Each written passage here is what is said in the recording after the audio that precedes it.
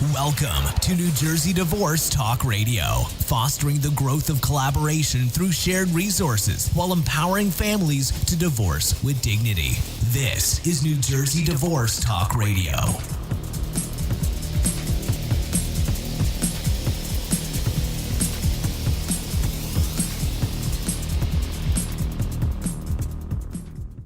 New Jersey Divorce Talk Radio is brought to you by the Collaborative Divorce Professionals Practice Group, independent interdisciplinary divorce professionals serving Monmouth, Middlesex, and Ocean counties. For more information, visit njcollaborativeprofessionals.com.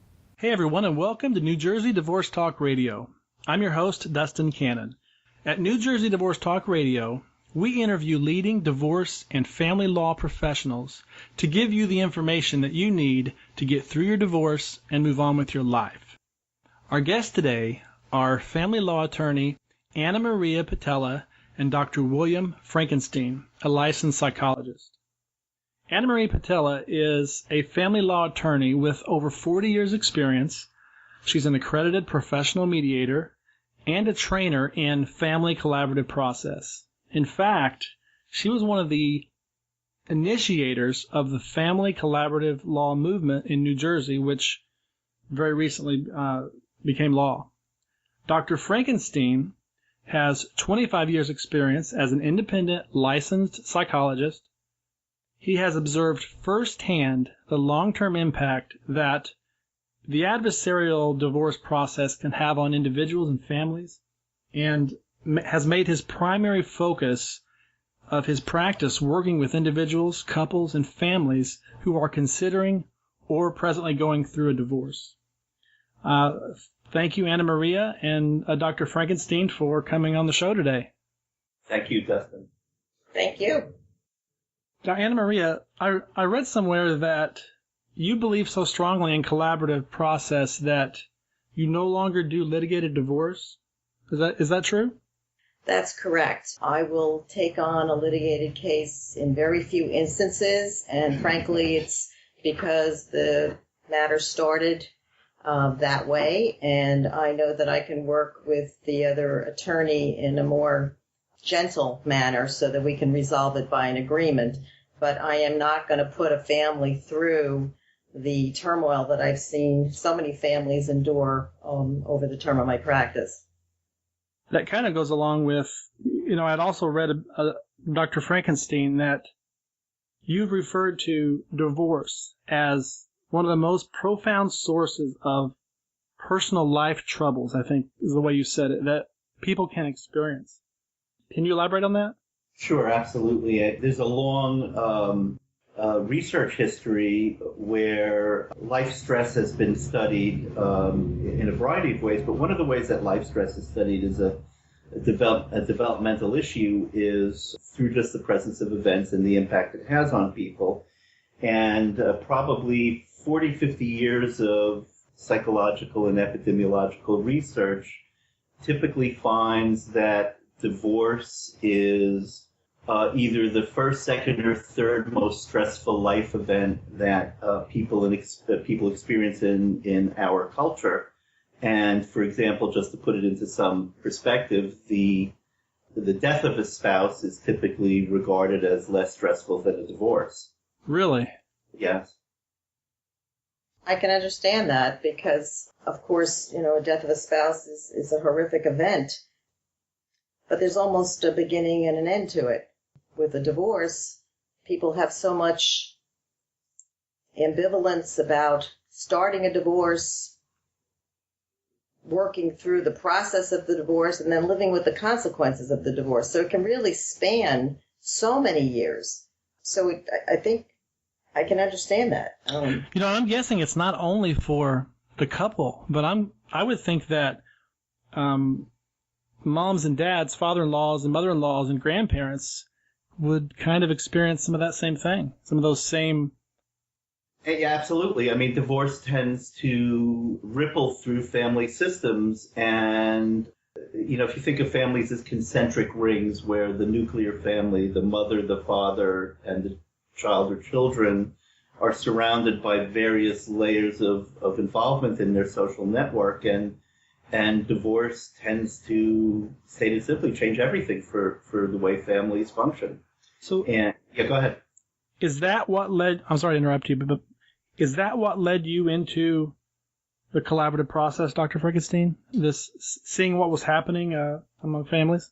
Well, I'll tell a little bit about kind of the course of my professional career. Is that I worked for many years and continue to do so as a forensic psychologist in high conflict, hotly contested divorces, where basically I was being asked to try to make objective things that otherwise couldn't be made objective, to help parents, counsel, and judges manage the cases that they're dealt with. So over the 25 years, I think that the type of divorces that require the services of a forensic psychologist are often kind of the worst of the worst. So I think that I have a lot of firsthand experience in just tracking and seeing what happens in a bad divorce,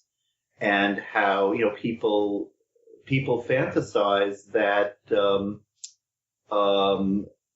once they get divorced that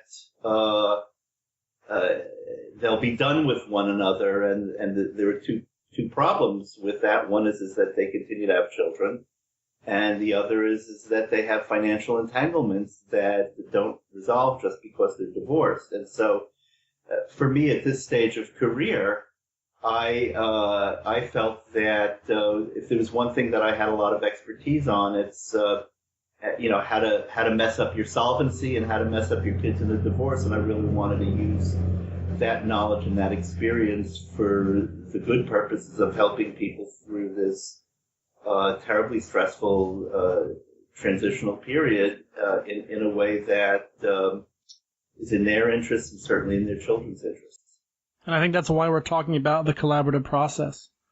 Right. I think one of the things that's significant is if you ask anybody about a divorce they know about, whether it's your own, a siblings, your parents, a friends, their adjectives are going to be all negative. It's going to be tense. It's going to be upsetting. It's going to be vindictive. It's going to be spiteful, and on and on and on and on. And that's the theme of most divorces in the traditional litigation process. So trying to find something else became very important to me, where I started with mediation so that at least couples were taken out of the courtroom setting. But that doesn't always suit everyone. A lot of people feel that they need to have attorneys in the process. That's sort of the bar that they use as a comparison. It's become a cultural expectation. Exactly. And it comes from, your expectations from your parents, from your friends, et cetera, et cetera. So for some, it's a very uneasy proposition to think you're going to do this on your own, even if there's a mediator in the room, with the same person that you have, you either distrust or you despise, whatever the case may be. So there's not enough of a buffer there for them. So collaborative really provides a better fit for those who feel they need that support at their elbow. And we can go beyond that by having other professionals step in and also attend to whatever their needs are.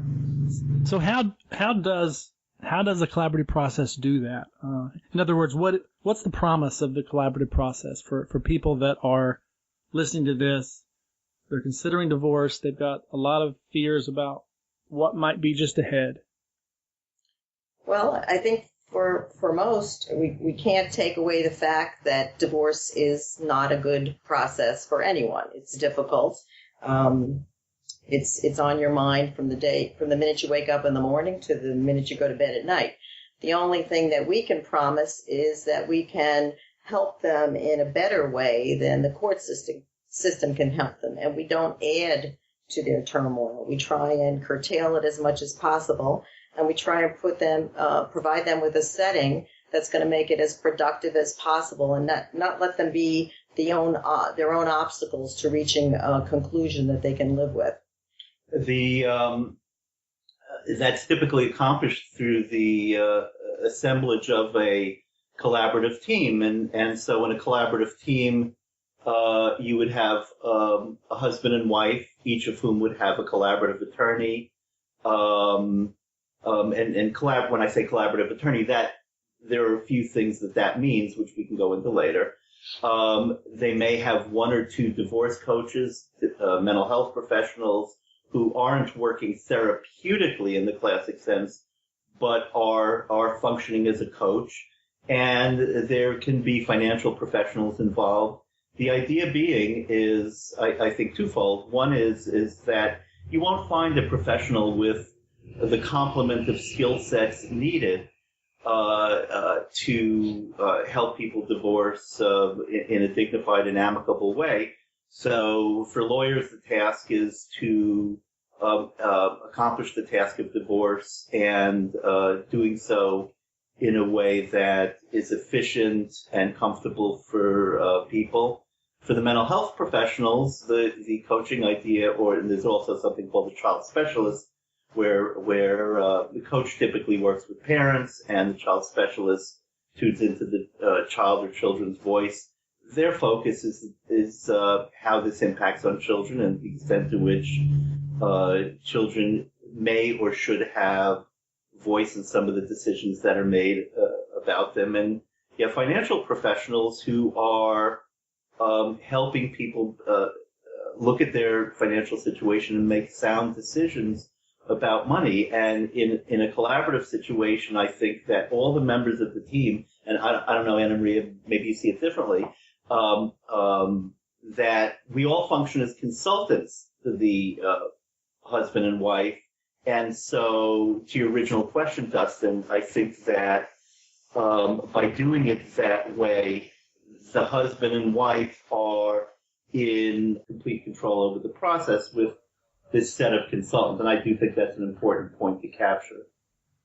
There is a participation agreement in a collaborative process. Can you explain a little bit about what that is and what that means and how that impacts the success of collaborative process?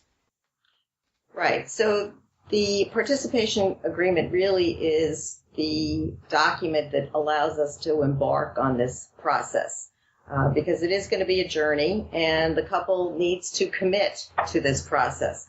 This isn't a process that a judge can order you into.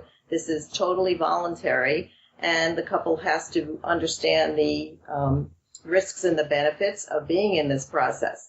Of course, Bill and I certainly think that there are many more benefits that outweigh the risks.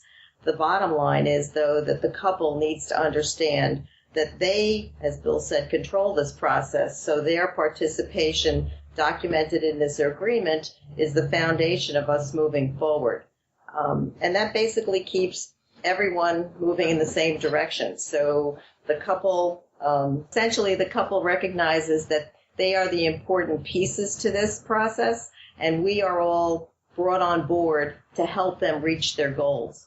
So it's very important for them to know that it's not just filing documents in court and letting someone else handle it for them. This is their opportunity to really structure what their ultimate agreement is going to be. And so I'm guessing that it shifts the parties' expectations. It removes any fear of court and litigation and frees them up to do what needs to be done. Would that be true? Yeah, well, and I'll take it a little further. Is I think that what the participation agreement does for husbands and wives in divorce is it eliminates the speculation that that attorneys are doing things to drive up fees. There's a lot of cynicism about divorce, and I think that collaborative process does is by the signing of the participation agreement, all of the professionals involved make clear that should the process not work and that the case goes to litigation, that all of the professionals from that point forward are out of the case, which I think conveys the sincerity of intent of collaborative professionals. So it really becomes, their commitment becomes the driving force for the entire process. The commitment extends to all of the professionals too, because for attorneys that means that we become problem solvers. We're not seen as the warriors that are, so typical to a litigation process. Right. We're there really to come up with solutions with the help of all of the other members of the team that's going to really fit for this couple. And every family is unique. Everybody talks about, their cousin got this, the neighbor down the hall, down the street got this, et cetera, and they expect that it's going to be a cookie cutter approach. But it really can't be, and it shouldn't be. We really need to address what's important to this couple and what's important to their family, and try and meet those goals as much as possible under the circumstances. You've talked a lot about the team, the collaborative team. Can you talk a little bit about the interaction of the team, between the parties and how that affects the parties and the professionals? So one of the things that's always a complaint for divorce is how expensive it is. And a lot of that has to do with the traditional model where there's a lot of quote-unquote wasted time just in terms of being down at the courthouse and not doing anything productive while you're waiting for a judge to even come on the bench. So the interaction of the team is really directed towards a cost saving or results in a cost saving for the couple. The couple won't necessarily be working with attorneys every minute of this process. They're actually going to be working with those professionals that are going to be best suited for the issue at hand. So, for instance, if it were a situation that their communication skills are not so great at this point, someone like Bill would be working with them to try and make it more productive so they can hear what's going on and they can communicate their issues to the other spouse or to the team, whatever the case may be. We would not have hired guns, which are typical in the litigation model. We would have people that would all be there in supportive roles. They might work with a child specialist, as Bill indicated, who could work out the parenting plan. Typically in a traditional divorce, that would be the attorney's responsibility. Our hourly rates are certainly higher than most divorce coaches. So working with someone with that background is certainly much more focused to bringing it to a conclusion, and not only in a conclusion, but in a better way because of their background. We use a financial neutral, so that person would be helpful in directing the couple in terms of the distribution of their income and their assets, so they can transition from a one family to a now two family situation.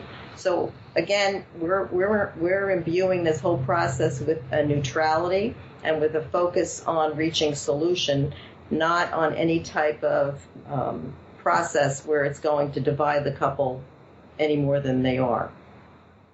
And what I would add to that is I think that team members tend to work fluidly with one another. So, for example, let's say there's a large meeting of the team and the husband and wife. Team members will work, will meet beforehand. We'll kind of pregame it. Then after the meeting, we'll debrief. All in the service of formulating what the message is going to be to the clients, what needs to be done, how to think about different solutions to the problems that we're faced, and which is very unusual in an adversarial model to see people, the professionals, that is, to see the professionals working together in a dignified and respectful way. And frankly, you can see it happening to the couple as they progress through this process. I've had situations where the couple will be discussing some issue related to the children, and we may be in a session with the two attorneys and the financial neutral, and they'll turn to each other and they'll say, oh, you know what, we really need to talk to the coach about this. So they understand that directing the issue to the right person is going to be beneficial to them. Do you find that with this team approach, the whole collaborative approach, do you find that people are able to deal with the different levels of emotional, that emotional roller coaster ride that people go through? Is that significantly lessened by this process? Yeah, I would say very much so. Again, you want to contrast, and I can say I've been in adversarial situations, sitting in on a four-way, and you've got two angry litigants who aren't talking and two attorneys who were charged with the responsibility of advocating for their interests. Without belaboring it, you can imagine how that can go from warm to hot very quickly. Is contrasted with a collaborative approach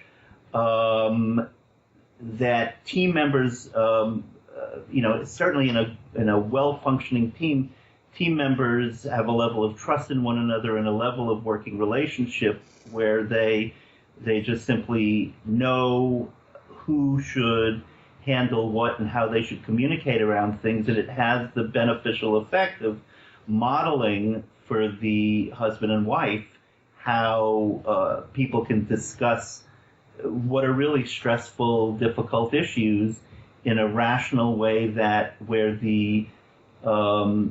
there's recognition that sometimes the emotion can get in the way of thinking clearly, and help people just separate out the important ideas from their feelings about things so that they can make rational decisions. Now, doesn't each person still have their own attorney in collaborative process? And if so, how is their role different? Yes, absolutely. Each party has their own attorney. But what we remove from the role of the attorney in the collaborative process is that warring, chest-bumping type of role or expectation that seems so apparent to be needed by those who don't engage in this process. So instead of using the attorney to become your shield, to take up the gauntlet and create a battle, attorneys in the collaborative process work together to find a solution that's going to really resolve the parties' concerns. And I'm guessing there's no intimidation or posturing that takes place in this. Well, it's exactly as Bill said. We're trying to create the models for the couple. We want them to come away from this process with a different way of communicating between themselves. Part of our job is to show them how we communicate differently and have that reflected in their behavior also. And I'll tell you, Dustin, it's I've seen this time and time again. You get into, say, a collaborative five-way or six-way, and you'll have a husband and wife who have not even spoken to one another in 3 months, pick up on the atmosphere in the collaborative meeting and tentatively start to talk and start to communicate.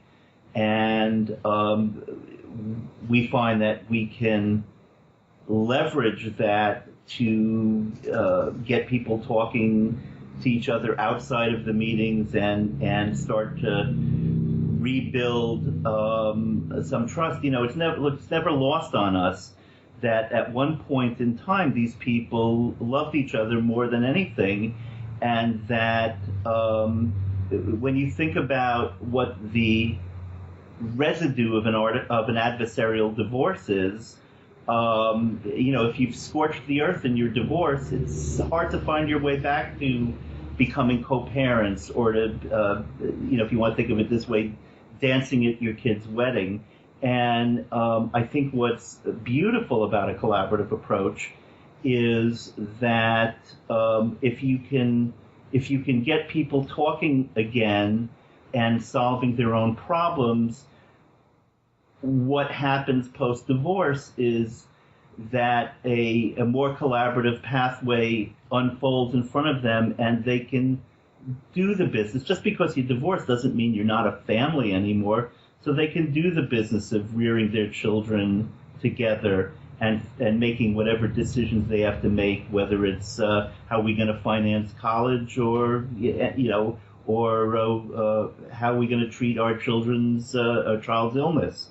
And so I think that when you compare adversarial and collaborative processes, part of what you focus on is the process, but a big part of what you also have to focus on is what does the future look like when you go this way versus that way. The role that Bill plays as a coach is critical, because so often couples will come to us where they've either stopped talking altogether, as he said, or they talk so abusively to each other that they just can't communicate. They're not even hearing what the other person is saying. There's a big change that comes over couples during this process, because they are able to accept the role modeling, the suggestions, methods of handling communication differently. You can just see it visibly as they progress through this process. I think we leave them in a better place. I think they're in a position where they feel better about themselves. And I think if nothing else, this is going to be something that plays out for the benefit of their children. I wonder if, the legal process, and, I'm not a lawyer, but the legal process was designed, I think, for something maybe different than what you deal with when you're ending a marriage. And I think that Dr. Frankenstein said something about how you're still a family in many ways. And maybe the problem, that created, you talked about the negative connotations that people have when you start talking about a divorce. And, maybe wherever that came from, trying to fit the process of ending a marriage into the traditional legal process, which, couldn't you say that it's adversarial in nature? There's maybe that's played a part in creating that, and it sounds like this certainly is a better way. And I think that this process is saving families that you probably don't even realize the impact that it's had on the future of families and children, the extended family that's impacted from a divorce. Well, we've been doing this in New Jersey for about 10 years now, so I've touched base with clients that I've had from the beginning, and I can tell you that they've not come back for post-judgment matters except to explore it again in collaboration. Not one client that I've had during that entire time has gone to litigation. So they've either come back to us, or they've gone to mediation if it's something that needed to be dealt with in a less formal setting than what we had before. So I think that in itself is a great lesson, that they did find a new process, and they were able to return to that process to resolve differences that came up after the divorce. That in itself, I think, is the proof that this works. What we call the recidivism rate in traditional divorce is phenomenal. Once people start to litigate, that's the only way they know how to resolve their differences. So it's post-judgment motion after post-judgment motion, and sometimes it's multiple post-judgment motions at the same time. So there's nothing to be gained in terms of a different way of doing things by traditional method like that. And it was the only bucket in town. Before we got into collaboration, as I said, there was mediation, but if it didn't suit everybody, a particular person, they would fall to divorcing by filing a complaint. That doesn't solve it for the people who don't want that process. So now we have something new. We have a statute that allows this to be is well known as a traditional divorce, and I hope it will supplement it and substitute for it at some point in the future. You worked hard. You worked hard for a long time to make that happen. We did. We put a lot of time and effort to it, and I'm so thrilled that it passed. And frankly, every time we met with a legislator, the only thing we heard was, this makes so much sense. Who would oppose it? And frankly, it was passed by the House and the Senate unanimously. There wasn't a negative vote. That's great. And, as where I wasn't in the beginning, because I'm older than you. Well, not that much, and maybe not at all. But I've been 4 years in collaborative process, and I have a tremendous amount of respect for the people who pioneered this, because these were people who were trying to make something happen because of their conviction that it was the right thing, not out of personal gain. And it's our lives are enriched by exposure to people who do things based on principle rather than self-interest. Well, no one's going to deny the reason that you're doing this, either of you. I think that it's clear that this is important to you, seeing families continue to thrive in the future and to move on, and yet keep those connections that are so important. I think it's clear. Thank you so much for talking to us today about the collaboratively trained team. Thank you. Thank you for talking to us, and you're welcome, Dustin. We've been talking with family law attorney Anna Marie Patella and licensed psychologist Dr. William Frankenstein. For those of you listening, you can learn more about today's guest, get the show notes at NewJerseyDivorceTalkRadio.com. I also want to take a moment and thank today's sponsor, which is Collaborative Divorce Professionals. You can learn more about the Collaborative Divorce Professionals at njcollaborativeprofessionals.com. If you're interested in learning more about collaborative law, our guest today, or want to connect with a collaborative law professional, go to their website, download the Collaborative Divorce Professionals brochure, and you'll be able to view a profile of each member of the group. Thank you so much for listening. Take care, and we'll see you in our next episode of New Jersey Divorce Talk Radio. New Jersey Divorce Talk Radio, empowering families to divorce with dignity.